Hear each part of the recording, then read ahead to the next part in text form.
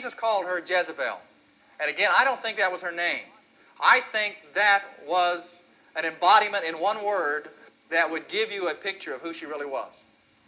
All you had to say was one word, and that gave you an image that described this lady. Now, I think if you, Jesus, who has these eyes of the flame of fire, knows everything about you and me. You might ask the question, what name, what one word, what title, what Bible word or name would he use to describe and embody in me, all of me in one word?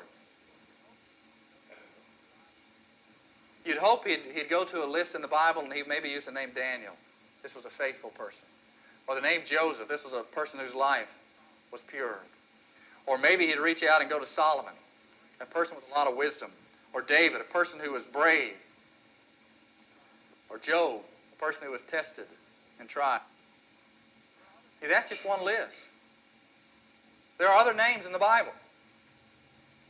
What if names like Samson came back? Or Judas, Ananias and Sapphira? What about a name like Herod or Pilate? Or a name like Ahab?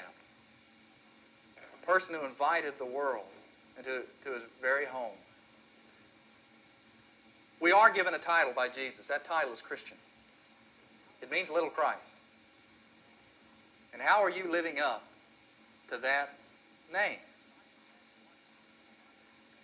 Jezebel, I can't imagine what she preached, but I bet she had the same 3 points to her sermon that the devil had to his. When the devil came to Jesus, he preached a sermon. He said, number one, you need to take that bread and turn it into, or take that rock and turn it into bread. In other words, point number one, you need to live for yourself. And point number two, why don't you go up to the top of the temple, jump off, and you'll just get the accolades of the world, and they will just honor and bow down to you. Point number two, why don't you just give into the world? Live for yourself, give into the world. And number three, why don't you just cut to the chase, just bow down and worship me, the devil said. And point number three, just sell God out.